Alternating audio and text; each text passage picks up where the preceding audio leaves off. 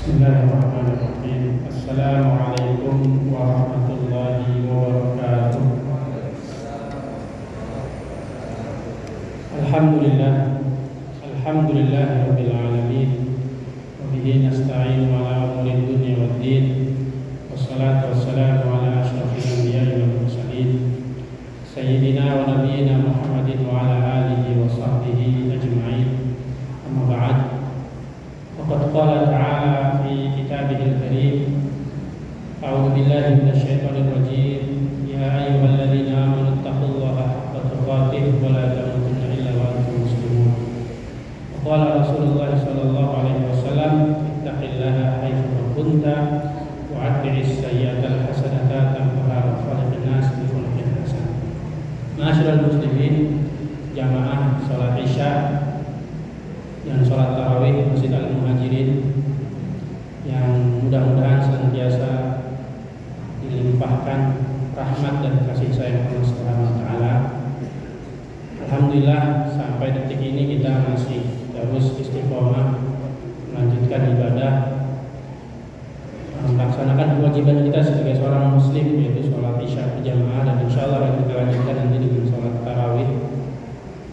Kemudian sholawat beriring salam semoga tercurah pada Nabi kita yang mulia Nabi Muhammad sallallahu alaihi wasallam beserta para keluarga dan para sahabat beliau dan orang-orang yang setia mengikuti ajaran-ajaran beliau hingga akhir zaman kelak.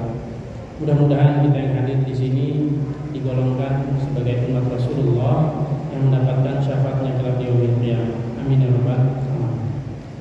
Jemaah sekalian, tidak diragukan lagi bahwa bulan Ramadan itu adalah bulan dilipat gandakannya setiap kebajikan atau amal kebajikan yang dilakukan oleh seseorang. Jadi selain bulan Ramadan itu bulan yang penuh berkah, bulan Ramadan adalah bulan dilipat gandakannya kebajikan-kebajikan yang kita lakukan di bulan ini.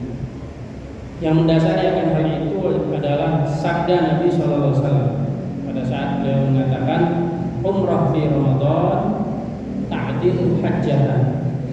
Melakukan ibadah umrah di bulan Ramadan itu bobot pahalanya sebanding dengan pahala haji.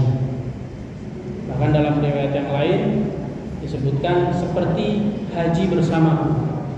Ini menunjukkan bahwa amalan sunnah, umrah itu sunnah, dilakukan di bulan Ramadan, maka Allah akan melipat gandakan pahalanya seolah-olah seperti amalan wajib.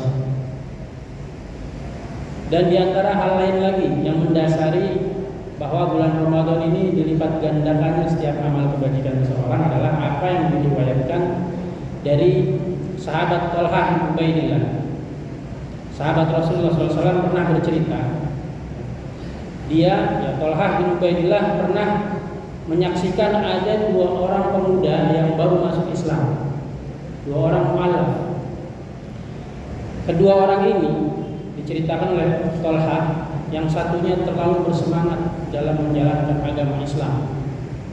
Saking semangatnya, akhirnya dia mendaftarkan diri ke medan jihad. Dia berjihad, kemudian dia gugur sebagai syahid, dan Allah memberikan pahala yang berlipat ganda kepadanya. Dan yang satunya lagi biasa-biasa saja, jemaah sekalian. Mungkin kalau dibilang melakukan ajaran Islam ala kadarnya, kayak kita gini nih, orang awam kan. Kemudian Thalhah bermimpi.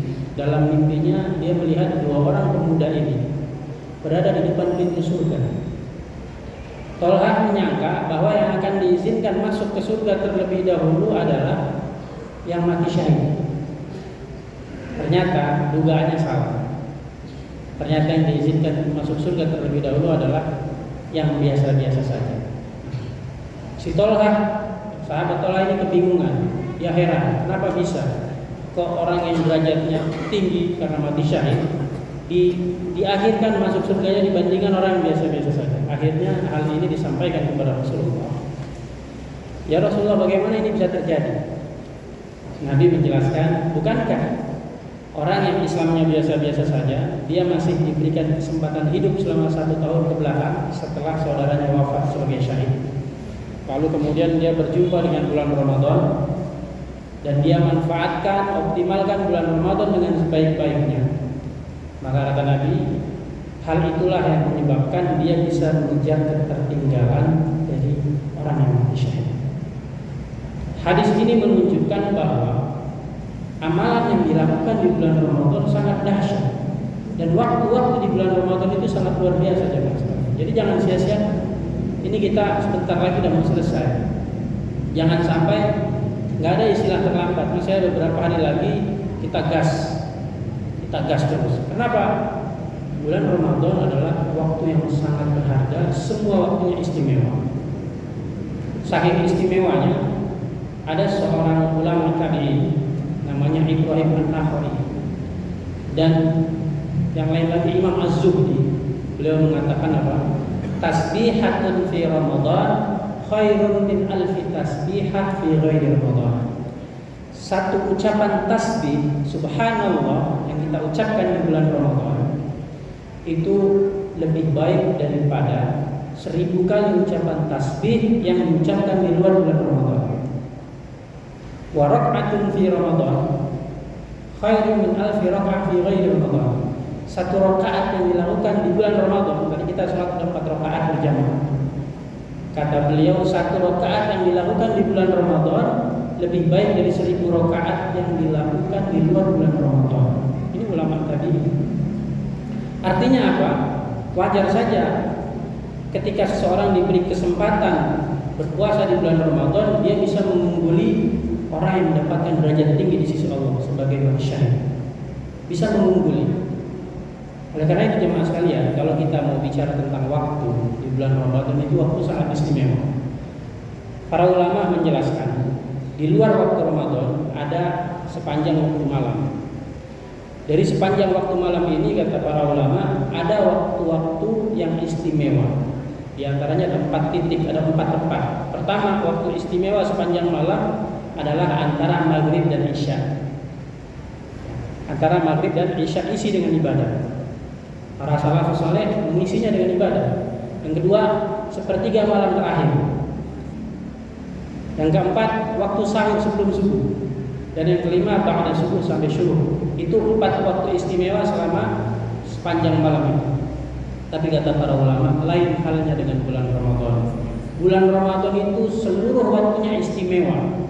Jadi kalau kita gunakan perbandingan, ukuran perbandingan, di luar waktu bulan Ramadan itu ukurannya, bandingannya adalah antara waktu istimewa dengan waktu yang bukan istimewa. Sedangkan di bulan Ramadan, perbandingannya adalah antara waktu istimewa dengan waktu yang lebih istimewa atau yang paling istimewa. Itulah bulan Ramadan. Maka jangan kita sia-siakan, rugi betul. Kata Nabi, rogi ma'an furajulin dakhala alaihi Ramadan man salafa falam yughfar. Celaka banget orang yang menemui bulan Ramadan, kemudian dia jalani hari-harinya di bulan Ramadan sampai akhirnya Ramadan hampir selesai dan habis, tapi dia belum diampuni oleh Allah Subhanahu wa taala. Oh dia rugi. Karena itu jemaah sekalian yang dirahmati Allah, Allah memberikan keistimewaan kepada umat Nabi Muhammad dengan Ramadan. Kalau kita bicara tentang konsep kebaikan, ya, ada kita pinjam bahasa Al-Quran bunyinya begini: Man jaa bil hasanati falahu asyru amsalihha. Siapa yang datang dengan satu kebajikan, maka dia akan dilipat gandakan menjadi 10 kali lipat. Diberi ganjaran 10 kali lipat dari satu kebaikan. Ini secara umum. Ada lagi yang lebih khusus jemaah sekalian, Bapak Ibu sekalian yang mulia. Ada yang lebih khusus, bukan dilipat gandakan 10 kali lipat, tapi dilipat gandakan menjadi 700 kali lipat. Apa itu? Amalan apa? Infak di jalan Allah. Infak di jalan Allah. Kata Allah dalam Al-Baqarah, "Matsalul ladzina yunfiquna amwalahum fi sabilillah kamatsali habbatin ambatat sab'a sanabil fi kulli sunbulatin mi'atu habbah. Wallahu yudha'ifu liman yasha' wallahu wasi'un 'alim." Perumpamaan orang yang berinfak di jalan Allah, menginfakkan hartanya di jalan Allah, itu seperti satu benih, satu biji yang dia tanam, kemudian menumbuhkan 7 tangkai. Wa fi kulli sumbulatin mi'atu habbah, dan di setiap tangkai menumbuhkan 100 biji atau 100 benih. Artinya 7 dikali 100 jadi 700 pahala infak ya mas sekalian. Ini lebih khusus lagi. Dan ternyata ada lagi yang lebih khusus daripada infak, yang pahalanya lebih besar daripada infak. Apa itu? Pahala sabar. Orang yang sering dikasih musibah di dunia ini, dia hadapi dengan sabar, ya, mengimani takdir Allah, ridho dengan ketentuan Allah. Kata Allah, innama yuwaffas sabiruna ajrahum bighairi hisab. Sesungguhnya atau hanya saja orang yang bersabarlah yang dicukupkan pahalanya tanpa batas. Allah sebutkan yang ketiga ini bighairi hisab, tidak ada perhitungan. Jadi Allah kasih pahala jor-joran sebanyak mungkin. Dan ternyata jemaah sekalian, masih ada lagi yang lebih daripada pahala sabar. Apa itu? Pahala itu tidak disebutkan oleh Allah nominalnya, yaitu pahala puasa. Makanya dalam diskusi Allah Subhanahu wa taala berfirman, "Kullu 'amal ibni Adam lahu illa siyam fa innahu li wa ana ajzi bih." Seluruh amal pekerjaan anak Adam itu miliknya sendiri, kecuali puasa. Puasa itu milik aku kata Allah. Wa ana ajzi bih, dan aku langsung yang akan bayar. Aku langsung yang akan memberikan ganjaran. Jadi kata para ulama, pahala puasa ini tidak disebutkan 10 kali lipat, tidak disebutkan 700 kali lipat, tidak disebutkan bighairi hisab, tapi itu hak prerogatif Allah. Makanya ibaratnya Allah katakan apa? Udah tenang aja. Kalau kamu puasa karena aku, nggak aku hitung-hitung. Bahkan lebih dari bighairi hisab. Makanya para ulama menjelaskan setiap amalan punya tingkatan-tingkatan, dan puncak tingkatannya yang tertinggi adalah berpuasa. Sebagian ulama mengatakan pahala puasa itu pahala yang tertinggi. Kenapa? Karena Allah langsung yang akan memberikan ganjarannya. Buktinya apa? Di antara hadis tadi ada seorang sahabat yang memaksimalkan bulan Ramadan, dia bisa mengungguli orang yang derajatnya tinggi, derajat di bawah para nabi dan rasul, para siddiqin, yaitu syuhada. Maka kalau kita jemaah sekalian, kita belum pernah terjun ke medan jihad, bahkan sekalipun kita belum pernah mendengar dentuman bom, berarti keimanan kita belum diuji. Ya, belum teruji secara rasa takut ya, sebagaimana saudara-saudara kita di Palestina. Mereka diuji dengan kelaparan, kehilangan keluarga, suara yang menyakitkan dan sebagainya. Kita hanya bisa berdoa. Itu jemaah sekalian, bagaimana supaya bulan Ramadan ini, di sisa-sisa terakhir bulan Ramadan ini, kita bisa maksimalkan. Di antaranya adalah selain berpuasa, hendaklah kita memperbanyak baca Al-Qur'an Al-Karim. Membaca Al-Qur'an adalah ikon setelah puasa. Kenapa Allah katakan syahrul Ramadan alladzi unzila fihil Qur'an hudan linnas wa bayyinatin minal huda wal furqan. Bulan Ramadan itu adalah bulan diturunkannya Al-Qur'anul Karim sebagai petunjuk bagi manusia dan penjelas dari petunjuk tersebut. Wal furqan, dan ketika orang sering berinteraksi dengan Al-Qur'an, dia akan diberikan Al-Furqan, bisa membedakan mana pahala, mana dosa, mana kebaikan, mana keburukan. Al-Furqan. Nah, jemaah sekalian yang dirahmati Allah, kalau kita mau tahu bagaimana keadaan Rasulullah SAW pada saat bulan Ramadan tiba, kata Ibnu Abbas, ya, Sayyidina Ibnu Abbas mengatakan, kana Nabi sallallahu alaihi wasallam ajwadan nas, wa kana ajwadu ma yakunu fi Ramadan. Adalah Nabi sallallahu alaihi wasallam itu orang yang paling dermawan, dan puncak kedermawanan beliau itu saat bulan Ramadan tiba. Hina yalqahu Jibril, pada saat itu malaikat Jibril datang menemui Rasulullah SAW. Ngapain? Fayudarrisu Al-Quran. Malaikat Jibril mengajarkan Al-Quran, mengajarkan Nabi Muhammad Al-Quran. Jadi jemaah sekalian, Nabi Muhammad aja yang makhluk paling mulia di muka bumi ini masih belajar Al-Quran di bulan Ramadan. Maka ini menjadi tanda, ayo kita memperbanyak baca Al-Quranul Karim sebagaimana yang dilakukan Rasulullah SAW. Imam Malik rahimahullah ta'ala, dia itu punya majelis hadis, bapak-bapak ibu sekalian. Majelis hadis, majelis ta'lim. Setiap bulan Ramadan beliau pasti liburkan. Beliau tutup pengajiannya, diganti dengan kesibukan baca Al-Quran. Jadi baca Al-Quran terus sepanjang bulan Ramadan. Dan ternyata ini ditularkan, diwariskan kepada muridnya. Siapa? Imam Asy-Syafi'i. Beliau kalau bulan Ramadan itu menghatamkan Quran sebulan sampai 60 kali, Pak. Sekali di siang hari, sekali di malam hari. Mungkin nggak, Pak? Saya mau tanya, mungkin nggak, Pak? Mungkin. Kemarin seminggu yang lalu anak teman saya di Bekasi, dia membaca Al-Quran dari Al-Fatihah sampai An-Nas 1 kali dudukan. Dari jam setengah 6 pagi selesai jam 4 sore. Istirahatnya cuma waktu zuhur sama asar. Cuma waktu istirahat sholat. Bayangkan. Kalau di zaman sekarang saja yang gadget itu sudah, fitnah handphone itu sudah merajalela di mana-mana. Itu ada orang yang masih sanggup melakukan hal itu. Apalagi di zaman Imam Syafi'i, fitnahnya belum terlalu banyak. Artinya apa? Masih bisa fokus dengan Al-Quran, itu lebih mungkin lagi. Maka jemaah sekalian penting ya, di bulan Ramadan perbanyak baca Quran, masih ada waktu yang tersisa, perbaiki hari-hari kita. Kemudian yang kedua adalah berdoa. Ini di detik-detik terakhir Bapak Ibu sekalian jangan lupa berdoa. Ya, kata Nabi, doa as-shaim la yurad. Doa orang yang puasa itu tidak ditolak oleh Allah. Secara umum dari ba'da subuh nanti ya, sampai maghrib itu doa orang yang berpuasa dikabulkan oleh Allah Subhanahu wa taala. Lebih khusus dan spesifik lagi waktu sebelum berbuka atau hina yuftir, saat dia berbuka. Jangan fokus makan juga. Makan sedikit, berdoa lagi. Nah, itu waktu doa-doa dikabulkan. Nah, Bapak Ibu sekalian, tahukah kita kenapa Allah menyisipkan ayat tentang doa di tengah-tengah ayat tentang puasa? Kita tahu surat Al-Baqarah ayat 183 itu berbicara tentang apa? Tentang puasa. Ya ayyuhalladzina amanu kutiba alaikumusiyam. Itu ikon surat Al-Baqarah, surat tentang puasa, ayat tentang puasa. Kemudian ayat 184-nya tentang puasa lagi, ayyaman ma'dudat. Kemudian ayat 185 tentang puasa lagi, syahrul Ramadan alladzi unzila fihil Qur'an. Baru di ayat ke-186 Allah sisipkan di tengah-tengahnya surat apa? Ayat tentang doa.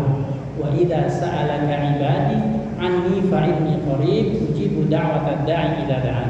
Apabila hambaku bertanya kepadamu wahai Muhammad tentangku, fa inni qarib, sesungguhnya aku dekat dengan mereka. Ujibu da'watad da'i idza da'an. Aku kabulkan doa-doa orang yang mohon kepadaku, kata Allah. Itu ayat 186. Baru di ayat 187-nya Allah sambung lagi tentang ayat puasa. Uhilla lakum lailatas siyami rafathu ila nisaikum, sampai selesai. Nah, kata Imam Ibnu Katsir, pada saat Allah menyisipkan ayat tentang doa di tengah-tengah ayat tentang puasa, ini menunjukkan bahwa berdoa di bulan puasa, di bulan Ramadan itu lebih dekat pengkabulannya, lebih besar harapannya untuk cepat dikabulkan. Nah, ini doa. Jadi jangan kita lalai ya Pak. Memang kita kadang lemes ya, lapar, haus, nggak konsentrasi, mau doa aja nggak konsentrasi Pak. Tapi kalau kita coba lawan rasa malas itu 1 menit aja, maka akan connect, terhubung, bisa lebih fokus daripada di luar puasa. Jadi awalnya aja agak berat, tapi kalau kita fokus semenit, apa yang kita minta kepada Allah, adukan kepada Allah, insya Allah jadi nikmat. Kemudian yang selanjutnya, tadi doa yang ketiga, jangan lupa sholat malam. Biar Ramadan kita lebih bermakna, sholat tarawih ini ada hadis khusus jemaah sekalian. Ada hadis khusus. Kata Nabi, man qama ma'al imam hatta yansharif kutiba lahu qiyamul lailah. Siapa yang sholat bersama imam sampai selesai sholat witir, dia diberikan pahala seperti sholat semalam penuh. Berdiri sholat ba'da maghrib sampai subuh. Kuat nggak Pak? Tak kuat kita, belum tentu kuat, capek. Berdiri kaki bisa bengkak-bengkak. Tapi dengan kita sholat cuma setengah jam bersama imam, pahala panen yang akan kita dapatkan nanti di akhirat seperti pahala sholat semalam. Dan kemudian setelah sholat malam, iktikaf. Ini alhamdulillah senior saya pada iktikaf di sini, ya saudara-saudara kita iktikaf di sini. Alhamdulillah Allah berikan waktu, ya berikan taufik untuk iktikaf. Dan hakikat iktikaf kata para ulama, di antaranya Imam Ibnu Rajab Al-Hambali, beliau mengatakan qat'ul ala'iq 'anil khala'iq wattisadu bi khidmatil khaliq. hakikat iktikaf adalah memutus hubungan dengan manusia, dengan makhluk. Kemudian berupaya untuk mengkoneksikan, menyambung hubungan dengan Al-Khaliq. Itu hakikat iktikaf. Maka sudah 11 bulan mungkin kita banyak berinteraksi dengan manusia. Teman kita tambah banyak, circle kita tambah lebih lagi. Teman-teman baru, relasi tambah. Kemungkinan besar ada potensi kita banyak berbuat salah dengan manusia. Maka momentum iktikaf banyak-banyak kita beristighfar, bertobat kepada Allah. Supaya apa? Supaya kita datang kepada Allah dengan hati yang salim. Illa man atallaha biqalbin salim. Orang yang selamat nanti di hari kiamat, orang yang datang menemui Allah dengan hati yang salim, hati yang bersih, tidak ada ghil, tidak ada hasad, tidak ada kebencian, tidak ada penyakit-penyakit hati di dalam hati, tidak ada kesyirikan dan sebagainya. Itu apa namanya? Yang amalan yang iktikaf ya, yang disebutkan tidak pernah ditinggalkan oleh Nabi setiap bulan Ramadan. Iktikaf 10 hari full. Ya kalau nggak sanggup yang ngalor aja apa tiap malam. Ya. Kemudian yang terakhir, hendaklah kita memperbanyak sedekah. Sedekah. Nabi SAW menyebutkan orang yang paling dermawan di bulan Ramadan. Nah nanti di akhir zaman menjelang hari kiamat, salah satu tanda-tanda hari kiamat adalah tersebarnya penyakit pelit, jemaah sekalian. Kata Nabi, wa min alamatis saah, dan di antara tanda-tanda hari kiamat salah satunya wa yulqas syuh, akan disebarkan, ditanamkan ke dalam hati masyarakat penyakit pelit. Penjelasan ini dijelaskan oleh Imam Ibnu Hajar. Yang dimaksud wa yulqas syuh adalah ilqa'u fi qulubin nas. Penyakit pelit itu ditanamkan di dalam hati manusia pada saat itu, tersebar di masyarakat, hatta yabkhadul alim bi ilmi, sampai orang yang alim pelit dengan ilmunya, nggak mau berbagi ilmu, Pak. Hatta yatrukat ta'lim wal fatwa, hingga dia meninggalkan majelis ta'lim, nggak mau ngajarin umat dan meninggalkan fatwa. Kalaupun mau berfatwa, mau ngajarin umat, sama manajemen dari patok, Pak. 75 juta. Ustaz Sifulan 75 juta. Atau apa namanya, fatwa halal, suatu produk diperjualbelikan sampai 150 juta. Itu ada aja oknum begitu. Saya pernah dengar di telinga saya gitu kan. Untuk dapat label halal, semuanya ada unsur bisnis. Dan ternyata bukan alim ulama saja yang pelit. Orang yang diberi skill ilmu keduniaan juga ikutan pelit, jemaah sekalian. Hatta ya bakhadus sani, hingga orang yang diberi keistimewaan kemampuan ilmu duniawiyah, skill-skill pekerjaan, apa? Ikutan pelit. Fayat suruh ta'lim di ghairi, meninggalkan pengajaran kepada yang lain. Dan terakhir kata Ibnu Hajar, wa yabkhalul ghani bimalih hatta yahlakal faqir. Orang kaya juga ikutan pelit, Pak. Dengan hartanya sampai-sampai binasa dan terlantar orang-orang fakir miskin. Ini sudah kita saksikan, yang kaya makin kaya, yang miskin makin miskin. Naudzubillah, naudzubillah. Demikian yang saya sampaikan. Semoga di akhir Ramadan ini kita diberi taufik oleh Allah untuk memaksimalkan waktu. Akhirul kalam, assalamualaikum warahmatullahi wabarakatuh.